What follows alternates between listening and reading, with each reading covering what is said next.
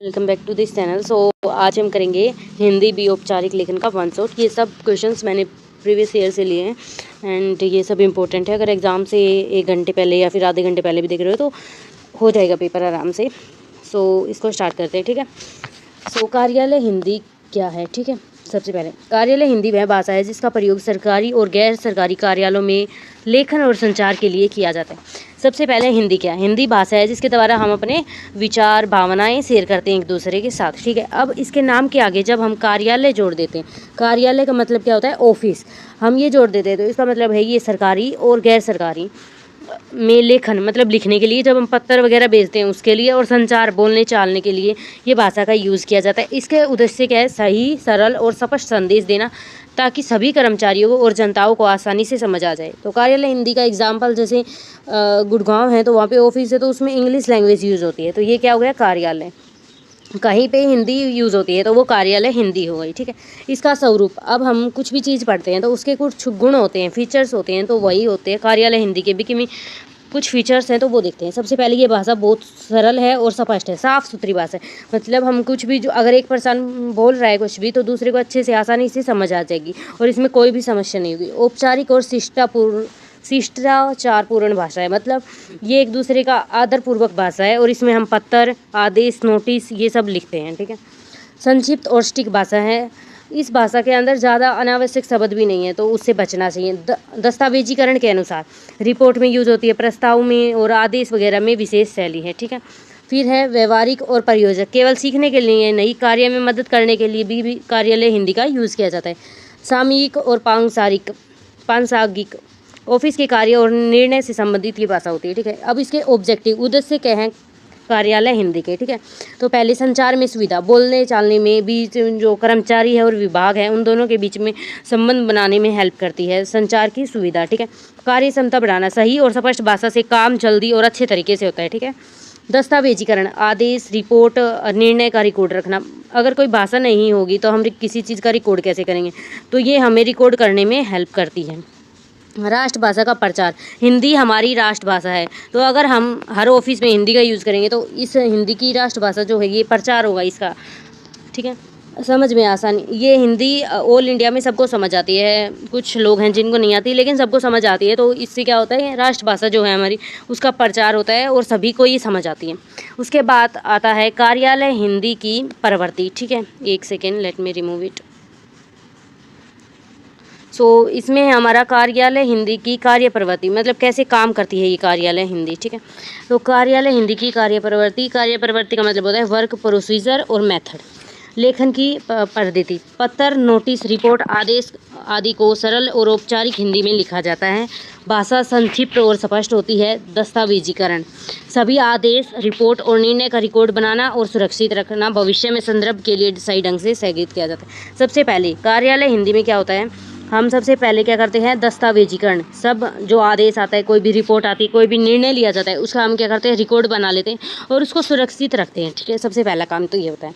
दूसरा, संचार प्रक्रिया, विभागों और कर्मचारियों के बीच स्पष्ट संदेश और सूचना का आदान प्रदान करना, जिसमें टेलीफोन से, ईमेल, रिपोर्ट, पत्र के माध्यम से सूचना भेजी जाती है। तो ये हो गया कम्युनिकेशन प्रोसेस में भी ये हेल्प करती है। उसके बाद है अनुपालन और कार्यवर्णन, लिखित आदेशों और निर्देशों का पालन करना, सही समय पर काम पूरा करना, तो इसमें भी काम करती है। प्रभावशीलता, इफेक्टिवनेस, संदेश के समझने में आसान और कार्य करने में उपयोगी भी होनी चाहिए। तो देखो इसमें हमने देखा 4 पॉइंट्स है। सबसे पहले ये दस्तावेजीकरण में हेल्प करती है, डॉक्यूमेंटेशन में। दूसरा, कम्युनिकेशन प्रोसेस, संचार प्रक्रिया में हेल्प करती है। तीसरा, अनुपालन और कार्यान्वयन में हेल्प करती है। और फिर प्रभावशीलता में हेल्प करती है, ठीक है। उसके बाद आता है व्यावसायिक हिंदी से आप क्या समझते हैं? व्यावसायिक हिंदी वह भाषा है जिसका प्रयोग कार्यालय, उद्योग, व्यापार और सरकारी कार्यों में लिखने, पढ़ने और संचार करने के लिए किया जाता है। व्यावसायिक हिंदी का कार्यालय में, उद्योग में, व्यापार में और सरकारी जो भी कार्य होते हैं उनमें पढ़ने के लिए, लिखने के लिए और संचार करने के लिए उपयोग किया जाता है। इसका उद्देश्य क्या होता है? संदेश जो है स्पष्ट हो, औपचारिक भाषा में और प्रभावशाली हो, ठीक है। अगर किसी एसडीएम को हमें ईमेल करना है तो किस भाषा में हम ईमेल करेंगे? व्यावसायिक हिंदी में या फिर कार्यालय हिंदी में, है ना। ऐसा तो नहीं है हम कुछ भी लिख के भेज देंगे उनको, इसलिए ये यूज होती है। ये सामान्य हिंदी नहीं है, इसमें भाषा जो हमारी भाषा है वो ऑफिशियल होनी चाहिए और साफ़ सुथरी होनी चाहिए। इसका प्रयोग पत्र, रिपोर्ट, नोटिस, आदेश, मेमो, विज्ञापन लेटर आदि में होता है। अब इसके गुण बताने हैं कि विज्ञापन जो व्यावसायिक हिंदी है उसके विशेष फीचर्स बताने हैं। तो ये जो भाषा है ये सरल और स्पष्ट है। व्यावसायिक जो हिंदी है ये भाषा सरल और स्पष्ट है, संदेश को आसानी से समझा जा सकता है। औपचारिक और शिष्ट भाषा है। कार्यालय और व्यापारिक दस्तावेज में सम्मान और शिष्टाचार बना रहे, मतलब सब एक दूसरे का आदर करें। संक्षिप्त और सटीक, इसमें अनावश्यक शब्दों का प्रयोग नहीं होता। व्यवहारिक और प्रयोजक, केवल लिखने व पढ़ने के लिए नहीं बल्कि काम करने और निर्णय लेने में भी सहायक होती है कार्यालय भाषा। उसके बाद है दस्तावेजीकरण योग्य। हम कुछ भी जैसे आदेश आता है, कोई रिपोर्ट लिखते हैं, अनुबंध और निर्णय, उसका रिकॉर्ड रखने में भी ये काम आती है। सहायक में संचार, कर्मचारी, ग्राहक और जो अधिकारी होते हैं इन सब के बीच में जो कम्युनिकेशन प्रोसेस होती है, जो बोलचाल होती है, उनमें ये प्रभावशाली ढंग से उसको संभव बनाता है। उसके बाद है व्यावसायिक हिंदी के कुछ उद्देश्य, ठीक है। तो व्यावसायिक हिंदी के उद्देश्य, कार्यालय और व्यापारिक कार्यों को सुगम और प्रभावी बनाता है। निर्णय लेने और आदेश लेने में स्पष्टता लाना, कर्मचारियों और अधिकारियों के बीच संपर्क और सहयोग बढ़ाना, राष्ट्रभाषा हिंदी का प्रचार और दस्तावेजों को संगठित और सुरक्षित करना। अगर हम हिंदी कोई भी भाषा में लिखेंगे तो उसको सुरक्षित रिकॉर्ड रख सकते हैं। हिंदी हमारी राष्ट्र भाषा है तो उसका प्रचार करता है, ये संपर्क और बोलचाल में हेल्प करता है। निर्णय लेने, आदेश लेने में स्पष्ट होता है, ठीक है। उसके बाद है टिप्पण क्या है। टिप्पण का अर्थ होता है किसी विषय, पाठ, घटना और लेख पर संक्षिप्त टिप्पणी या व्याख्या करना, ठीक है। अब ये कुछ बातें हैं जो कि टिप्पण लिखते समय हमें ध्यान रखनी चाहिए, जिसमें यह लंबा विवरण नहीं होता। जैसे टिप्पण क्या मतलब होता है, समरी, आप देखो तो, ठीक है। टिप्पण का मतलब होता है समरी। जैसे ये पूरा मैंने पाठ लिखा, यहाँ पे पूरा चैप्टर है, इसका इतने से में हल्के से में समरी दे देना, तो उसको बोलते हैं टिप्पण।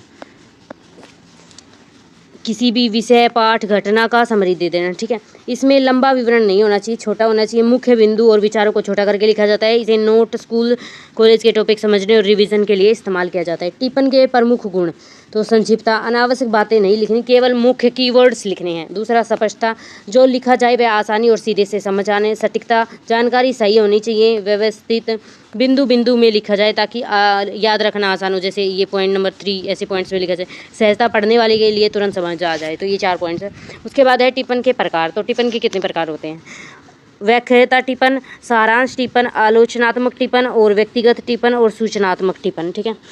जो व्याख्यात्मक टिप्पण है ये एक्सप्लेनेटरी है, पाठ या विचार का स्पष्ट और विस्तृत अर्थ, कोई भी पूरी कहानी है उसको अर्थ समझाना होता है व्याख्यात्मक टिप्पण। फिर सारांश टिप्पण है, मुख्य बिंदु पर संक्षिप्त, कहानी का सार लिखना, समरी बोलते हैं जिसको। फिर है क्रिटिकल, मतलब आलोचनात्मक टिप्पण, किसी भी पाठ का, किसी भी लेख का, घटना के बारे में बताना, उसकी कमजोरी, उसकी आलोचना, मतलब क्रिटिसिज्म करना। फिर है व्यक्तिगत टिप्पण, अपने अनुभव और दृष्टिकोण के आधार पर घटना की राय देना। कोई घटना हो गई, लाइक लेट्स से कोई एक्सीडेंट हो गया तो उसके बारे में खुद के पर्सनल ओपिनियन बताना, ये होता है व्यक्तिगत टिप्पण। उसके बाद है सूचनात्मक, किसी जानकारी देना, जैसे कि मैं आपको कार्यालय हिंदी के बारे में बता रही हूँ तो ये जो सूचना दे रही हूँ तो ये क्या है, सूचनात्मक टिप्पण, ठीक है। उसके बाद हमारा आता है जॉब एप्लीकेशन या फिर सेल्फ डिक्लेरेशन का नमूना, मतलब फॉर्म बोलते हैं। सव्रत, ये बहुत इंपॉर्टेंट है। तो ये सव्रत का जो अब आता है ना, सव्रत लेखन, तो इसमें क्या करना है देखो।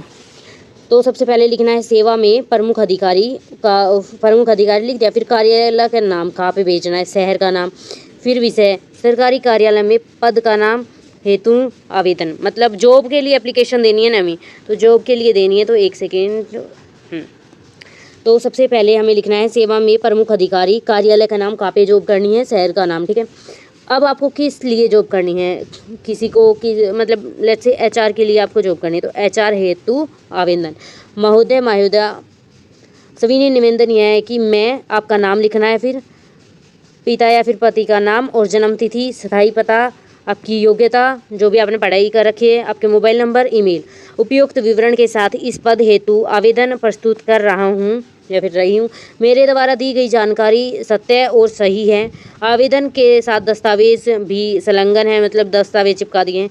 कृपया मुझसे इस पद के लिए विचार करने की कृपा करें, ठीक है। फिर धन्यवाद, बहुदिया और आपके हस्ताक्षर, और यहाँ पे पूरा नाम आपका। और एग्ज़ाम के अंदर नाम नहीं लिखते तो XYZ लिखते हैं, और डेट ऑफ बर्थ भी कुछ भी लिख देना। और मोबाइल नंबर में जैसे लिख देना 9248 समथिंग लिख के और फिर XXX ऐसे बना देना, ठीक है।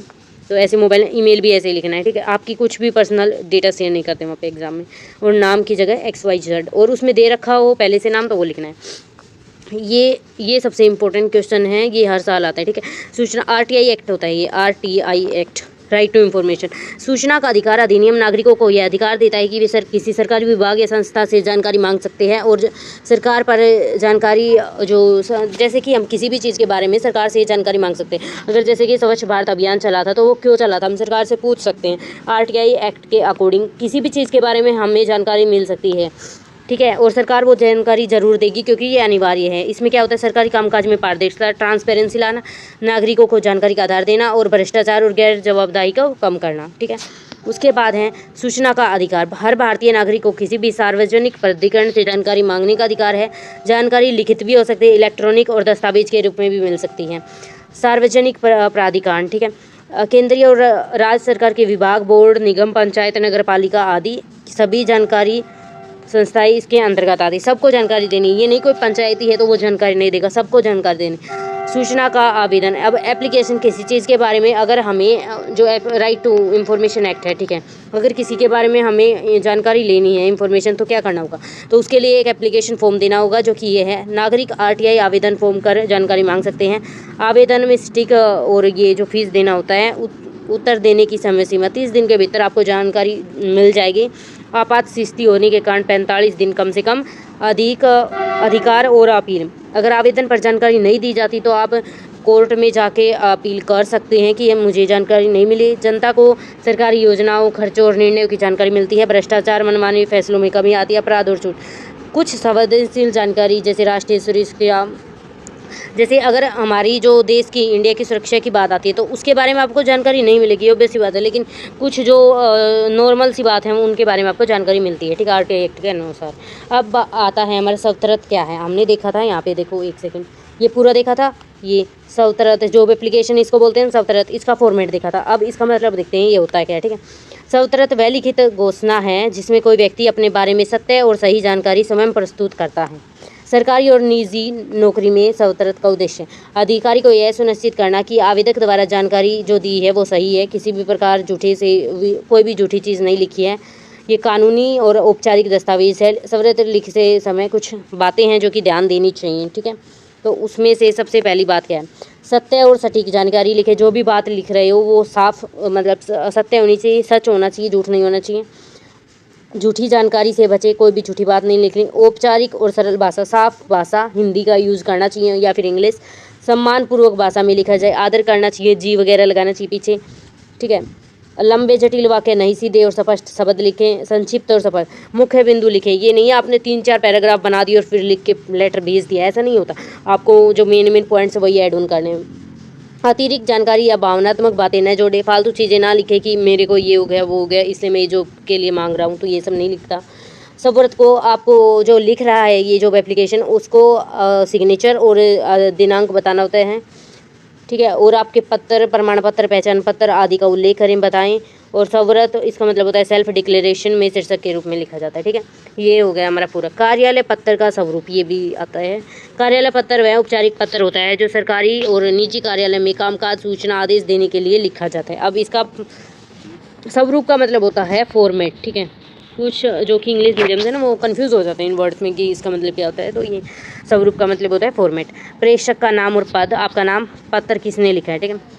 प्रबंधन, मानव संसाधन विभाग, प्रेषक का पता और कार्यालय का नाम, कार्यालय विभाग का नाम, तारीख, पत्र लिखने जाने की तिथि है। देखो इसमें सब लिखा हुआ है, अगर ध्यान से पढ़ो। एक सेकेंड, यहाँ पे सबसे पहले नाम लिखना है, मैं इसको, हाँ, यहाँ पे आपको सबसे पहले क्या लिखना है, नाम। नाम किसका, आपका, जिसने पत्र लिखा है, जिसने पत्र लिखा है उसका नाम लिखना है। उसके बाद आपको लिखना है पता, ठीक है, वो भी आपका लिखना है, ठीक है। उसके बाद लिखना है डेट, दिनांक, वो भी जो पत्र लिख रहे हैं उस दिन की। फिर लिखना है पत्र जिसको मिलेगा उसका एड्रेस, उसका पता लिखना है जिसको पत्र मिलेगा, जिसके लिए आप भेज रहे हो, ठीक है। उसके बाद विषय लिखना है, सब्जेक्ट। फिर हमें लिखना है अभिवादन, महोदय, महोदय लिखे। फिर बॉडी लिखनी है, इसकी मेन जो पार्ट है, जो भी मेन विषय है उसका विवरण देना है। आवश्यक जानकारी, जो भी चीज़ें लिखनी है। फिर समापन धन्यवाद लिख देंगे और ये हम मांग लेंगे, ठीक है। उसके बाद है सरकारी पत्र कैसे लिखते हैं, परिभाषा देखो पहले। सरकारी पत्र वह औपचारिक पत्र है जो सरकारी कार्यालयों और या विभागों में सूचना, आदेश, निर्देश, आवेदन, रिपोर्ट देने मांगने के लिए लिखा जाता है। मुख्य बातें, कार्य में ट्रांसपेरेंसी और औपचारिकता लाना, पारदर्शिता को ट्रांसपेरेंसी बोलते हैं। अधिकारियों और कर्मचारियों के बीच सटीक संचार सुनिश्चित करना। दस्तावेजीत और रिकॉर्ड करने के लिए सरकारी पत्र के बहुत सारे पार्ट होते हैं, तो इसमें देखते हैं कौन कौन से पार्ट होते हैं। ओके, सो हमारे सरकारी पत्र के पार्ट, ठीक है।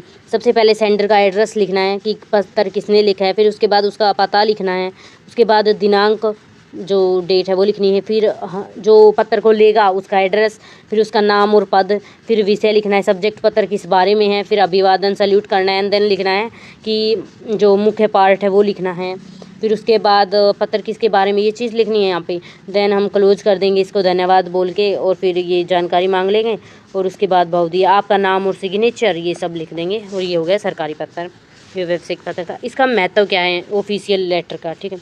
तो संचार का माध्यम, इससे हम इंफॉर्मेशन ले सकते हैं और दे सकते हैं, दस्तावेजीकरण, रिकॉर्ड भी बना सकते हैं। पारदर्शिता और जवाबदेही, सरकार को जवाब देना पड़ता है। कानूनी प्रमाण है, अगर कुछ हो जाता है सरकार कह देती है कि इसने ये नहीं ये लिखा था, ये नहीं इसके बारे में जानकारी मांग रहा था, तो ये कानूनी हमारे पास रिकॉर्ड रहेगा, व्यवहारिकता नोटिस वगैरह में काम आता है, ठीक है। उसके बाद है प्रेस विज्ञप्ति, ये क्या है, अब आ गए आपके शॉर्ट नोट, ठीक है। ये 6 नंबर के शॉर्ट नोट आते हैं, अब आगे से शॉर्ट नोट है।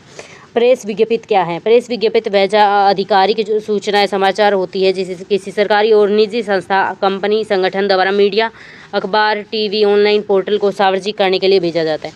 जैसे ऑपरेशन सिंदूर हुआ था ना, तो उसमें क्या हुआ था, जब वो 3 लड़की 2 थी शायद, हाँ, उन्होंने जब वो सक्सेसफुल किया था तो उनकी एक प्रेस हुई थी, प्रेस विज्ञापन, तो उसमें उन्होंने बताया था कि कैसे क्या किया था, तो उसको बोलते हैं ऑनलाइन करना, अखबार में या फिर टीवी में, तो सरकार करती है, ठीक है। जानकारी हमें महत्वपूर्ण जानकारी देती है घटना, और उससे बताती है कि क्या क्या कैसे हुआ था, ठीक है। फिर मीडिया के माध्यम से, मीडिया के द्वारा ही उन्होंने अपनी जानकारी दी थी। उसके बाद संगठन की पारदर्शिता और संपर्क बढ़ाना, सरकार हमसे बात करती है इस बहाने। फिर उसके बाद आता है मुख्य विशेषताएं, सरल और स्पष्ट भाषा होती है उनकी, हमें समझ आती है। महत्वपूर्ण जानकारी देते हैं, तिथि और स्थान होता है, और सरल विवरण शामिल होता है जानकारी के। जब वो ऑपरेशन सिंदूर के बारे में उन्होंने सब कुछ बताया था हमें, ठीक है। प्रेस विज्ञापित का प्रारूप, अब उसका भी फॉर्मेट देख लो। प्रेस विज्ञप्ति, प्रेस जो रिलीज करती है उसका नाम, फिर डेट, स्थान का और शीर्षक, फिर मुख्य बॉडी, इस भाग में घटना के जो भी घटना हुई थी ना उसके बारे में बताना है पार्ट में। फिर उदाहरण, जैसे आज संगठन का नाम द्वारा घटना का कार्य, देखो आज जो कि हमारी प्रेस हुई थी वो की थी आज, जैसे मोदी जी के द्वारा ऑपरेशन सिंदूर का आयोजन किया जा रहा है, मतलब प्रेस, और कार्यक्रम में मुख्य व्यक्ति जो कि 2 लड़कियां और एक और था डीजीपी वगैरह, वो ने भाग लिया। इस अवसर पर मुख्य बातें जो भी साझा की जाएंगी, और यहाँ पे डिटेल्स है, यहाँ पे नाम है, ठीक है। फिर है विज्ञापन लेखन, ये भी एक हमारा शॉर्ट नोट है। विज्ञापन लेखन का मतलब होता है एडवर्टाइजमेंट, जनता तक किसी उत्पाद का मतलब होता है प्रोडक्ट, सेवा का मतलब होता है सर्विस, योजना सूचना की जानकारी पहुंचाना, ऑब्जेक्टिव जानकारी और जागरूकता देना, प्रचार और बिक्री बढ़ाना, जनता का ध्यान आकर्षित करना, ठीक है। और इसके कुछ फीचर्स हैं जिसमें सरल और स्पष्ट भाषा होनी चाहिए, संक्षिप्त और आकर्षण, और विश्वास योग्य होना चाहिए, जो भी जानकारी हो सच हो, ठीक है। जैसे नए मोबाइल का शानदार ऑफर, तो ये एक लाइन होगी, ये हमें आकर्षित करें, अभी खरीदे 10% छूट पाएँ, ये जो मोबाइल नंबर है उनका एड्रेस और ये .com, ठीक है। नोटिफिकेशन, ये भी हमारा शॉर्ट नोट है जिसका मतलब होता है सूचना आदि का आदेश, किसी सरकारी और औपचारिक संस्था द्वारा जनता कर्मचारियों के लिए जारी किया गया आदेश या सूचना। इसके ऑब्जेक्टिव, जनता को महत्वपूर्ण जानकारी देना, सरकारी आदेश नियम निर्देशों का पालन करना, कार्यों में पारदर्शिता और औपचारिकता लाना। औपचारिक स्पष्ट भाषा, तिथि और विभाग का उल्लेखन होता है, संक्षिप्त होती है, आवश्यक होने पर संपर्क विवरण, ठीक है। यहाँ पे दिया भी होता है कि शासकीय कार्यालय XYZ द्वारा सूचित किया जाता है। 15 फरवरी 2026 से कार्यालय का समय सुबह 9 बजे से 5 बजे तक होगा। अधिक जानकारी के लिए संपर्क करें। जैसे हॉस्पिटल का होता है ना, यहाँ पे लिख दो, हॉस्पिटल का नाम द्वारा सूचित किया जाता है कि 15 फरवरी से उनका जो टाइम है वो चेंज हो रहा है, 9 से 5 बजे तक होगा, और ये डिटेल है उसकी। उसके बाद रिपोर्ट, प्रतिवेदन का महत्व, किसी कार्य, घटना, निरीक्षण या अध्ययन का लिखित विवरण, रिपोर्ट उसको बोलते हैं। जानकारी मिलती है रिपोर्ट से, हमें निर्णय लेने में मदद करता है कि कौन सच है कौन झूठ है। दस्तावेजीकरण, रिकॉर्ड होते हैं, जवाबदेही होती है, संचार का माध्यम है, इससे हमें पता चलता है, ठीक है, कि क्या क्या हुआ था। प्रेस रिलीज और महत्व, विज्ञप्ति हमने देखा था अभी ऑपरेशन सिंदूर के बारे में जिसमें पढ़ रहे थे, वो सरकारी आदेश जानकारी फैलाते हैं, महत्वपूर्ण सूचनाएं घटना का बारे में हमें बताते हैं, विश्वास होता है हमें उनकी बातों पे, सार्वजनिक जागरूक बताते, प्रचार और जो मॉक ड्रिल वगैरह कराई थे ना वो सब, समाचार पत्र, टीवी, ऑनलाइन पोर्टल के द्वारा ये सब होता है, ठीक है। शहर में सफाई अभियान 15 फरवरी से शुरू होगा, सभी नागरिकों से सहयोग की अपील। अर्ध सरकारी पत्र। अर्ध सरकारी पत्र वह पत्र है जो सरकारी और निजी कार्यालयों के बीच औपचारिक संचार के लिए लिखा जाता है। यह आधिकारिक और व्यक्तिगत दोनों लहजों में लिखा जाता है। औपचारिक और सम्मानजनक भाषा, सरकारी आदेश, सूचना को उल्लेख करना लघु और स्पष्ट। अक्सर व्यक्तिगत स्पर्श और अनुरोध भी शामिल हो सकता है। इसमें डेट, प्रेषक मतलब जो लेटर लिख रहा है उसका नाम, और प्राप्तकर्ता का नाम वगैरह, और तिथि वगैरह, और जो मेन पार्ट है वो सब लिखा जाता है। ये मतलब ना सेमी ऑफिशियल होता है, ये ना तो पूरा ऑफिशियल है और ना पूरा अनऑफिशियल है। So that's all about it. ये हमारा सारा हिंदी बी का हो गया, औपचारिक लेखन का 1 शॉट।